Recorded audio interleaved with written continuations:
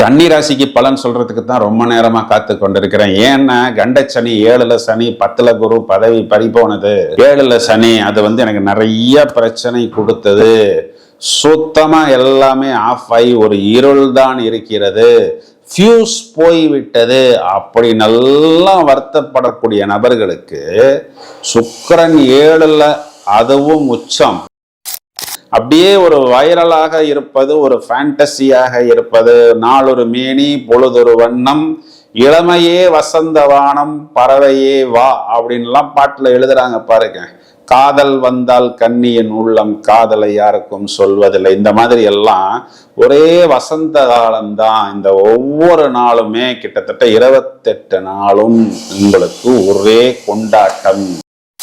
சாதாரண ஒரு கன்னிராசி நபரை பார்த்தால் கூட ஒரு செலிபிரிட்டி போல், ஒரு மாடல் போல் கண்டிப்பாக இருப்பார். ஒரு தோற்ற பொலிவு அப்படிங்கிறது ஏற்படும். இந்த தோற்ற பொலிவு என்ன பண்ணும் அப்படின்னா, நாம் எங்கு போனாலும் நமக்கு ஒரு முக்கியத்துவம், நமக்கு ஒரு ஈர்ப்பு, ஒரு அட்ராக்ஷன். ஒரு உயர் அதிகாரிகளா இருந்தாலும் சரி, இல்லை ஒரு ஆபீஸா இருந்தாலும் சரி, நம்மளுடைய எனர்ஜி, நம்மளுடைய ஓரா, நம்மளுடைய பிரகாசத்தை பார்த்து நமக்கு ஒரு வாய்ப்பு கொடுப்பதற்கு தயாராக இருப்பார்கள். ஹலோ ஃப்ரெண்ட்ஸ், கோச்சாரத்தில் மீண்டும் ஒரு சுவாரஸ்யமான பதிவு.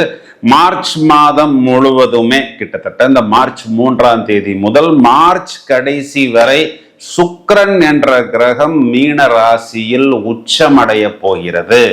சார், சுக்கிரன் உச்சம் அடையட்டுமே, எங்களுக்கு என்ன சார் அப்படின்னு சொன்னா, அவனுக்கு என்னப்பா சுக்கிரன் அடித்து கொண்டே இருக்கிறது அப்படின்னு பொதுவாகவே நாம் சொல்வோம் அல்லவா? அப்போ அந்த உல்லாசத்துக்கு, இன்பத்துக்கு, நல்ல பணம் வருவதற்கு, ஒரு சிலருக்கு காதல் வருவதற்கு, தான் விரும்பிய விஷயங்களை அடைவதற்கு, அந்த விரும்பிய விஷயம்னா அது நகையாக இருக்கலாம், நல்ல உணவாக இருக்கலாம், வெளிநாட்டு பயணமாக இருக்கலாம், இல்லைன்னா பாக்கியமாக இருக்கலாம், தோற்றத்தில் வரக்கூடிய பொலிவாக இருக்கலாம், பலரை நாம் ஈர்க்கக்கூடிய விஷயமாக இருக்கலாம். இது எல்லாத்துக்குமே அதிபதி சுக்கிரன் தான். அதாவது இப்போ சொல்லணும்னா இந்த வைரல்னு சொல்லலாம், ட்ரெண்டிங்னு சொல்லலாம், டாக் ஆஃப் த டவுன் சொல்லலாம், ஹாட்ஸ்பாட் அப்படின்னு சொல்லலாம். இந்த சுக்கிரன் மீன ராசியில் தன்னுடைய நட்பு கிரகம் சாட்டர்னுடன் சேர போகிறார். சனி என்ற கிரகத்துடன் சேர போகிறார். அப்போ இந்த சனி கொடுத்தால் எவர் தடுப்பார் அப்படிங்கிறதும் இந்த இடத்தில் பூரணமாக பொருந்துகிறது. இந்த சுக்கிரன் சனி சேர்க்கை காரகத்துவ பாவகத்துவ அடிப்படையில் தூக்கி கொடுக்கும் பொழுது பிரமாதமாக சில ராசிகளுக்கு தூக்கி கொடுக்கும். மேலும் ஒரு சிலர் எங்கே கவனமாக, எந்த விஷயத்தில் எச்சரிக்கையாக இருக்கணும் அப்படிங்கிறத இப்பொழுது நாம் விவரமாக அலசி ஆராய இருக்கிறோம் இந்த பதிவில்.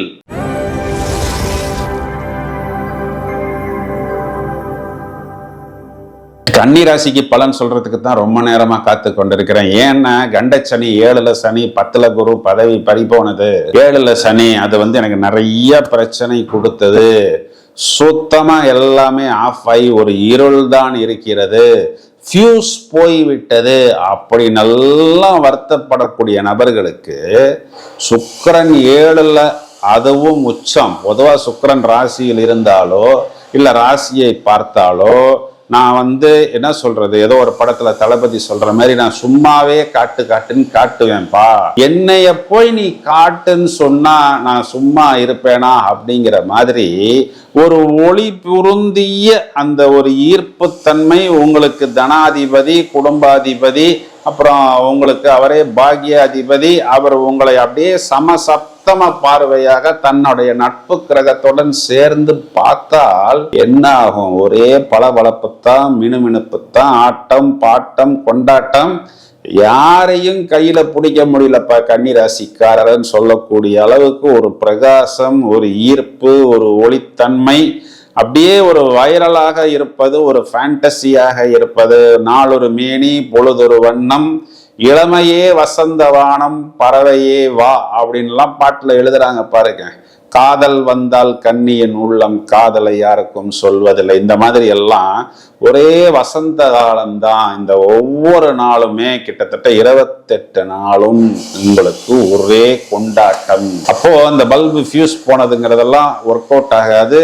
ஒரே பிரகாசம். அப்படியே பியூட்டி பார்லருக்கு போய் ஃபேஷியல் பண்ணிட்டு வந்தா, ஒரு ஸ்டைல் பண்ணிட்டு வந்தா, ஒரு மேக்கப் பண்ணிட்டு வந்தா எப்படி இருக்குமோ, சாதாரண ஒரு கன்னிராசி நபரை பார்த்தால் கூட ஒரு செலிபிரிட்டி போல், ஒரு மாடல் போல் கண்டிப்பாக இருப்பார். ஒரு தோற்ற பொலிவு அப்படிங்கிறது ஏற்படும். இந்த தோற்ற பொலிவு என்ன பண்ணும் அப்படின்னா, நாம் எங்கு போனாலும் நமக்கு ஒரு முக்கியத்துவம், நமக்கு ஒரு ஈர்ப்பு, ஒரு அட்ராக்ஷன், ஒரு உயர் அதிகாரிகளா இருந்தாலும் சரி, இல்லை ஒரு ஆபீஸா இருந்தாலும் சரி, நம்மளுடைய எனர்ஜி, நம்மளுடைய ஓரா, நம்மளுடைய பிரகாசத்தை பார்த்து நமக்கு ஒரு வாய்ப்பு கொடுப்பதற்கு தயாராக இருப்பார்கள்.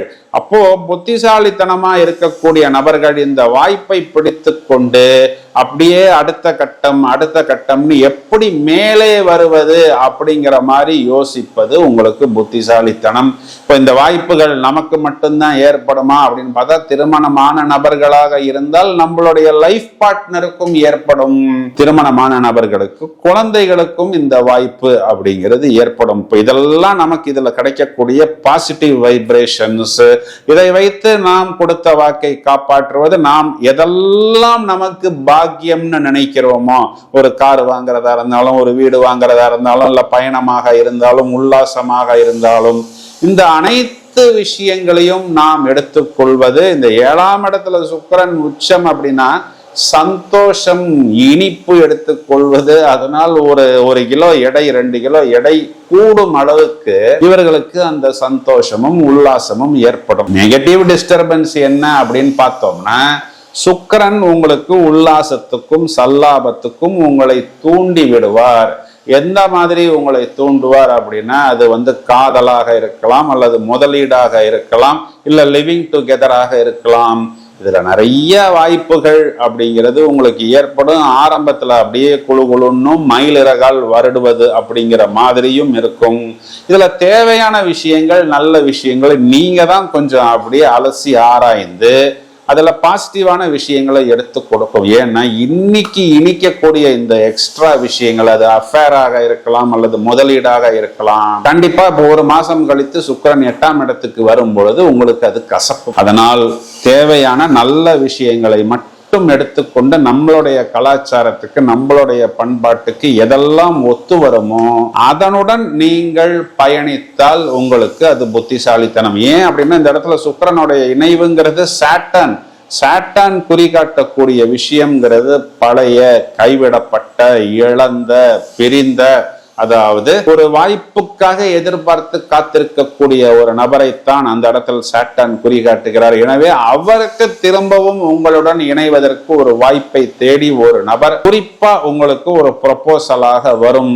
கூடுதல் கவனம் எடுத்துக்கொண்டு நீங்கள் பயணிப்பது புத்திசாலித்தனம். இந்த ஒரே ஒரு விஷயத்தை மட்டும் நீங்கள் கவனமாக கையாண்டால் கண்டிப்பாக இந்த உச்ச சுக்கிரன் அப்படிங்கிறவர் முதல் தரமான ராஜயோகத்தை கன்னிராசிக்கு கொடுத்துத்தான் ஆக வேண்டும். அப்படிங்கிறது ஒரு மாதிரி பிரபஞ்சத்தின் கட்டளை. கோச்சாரத்தில் இதுதான் முதல் தரமான ராஜயோகம்.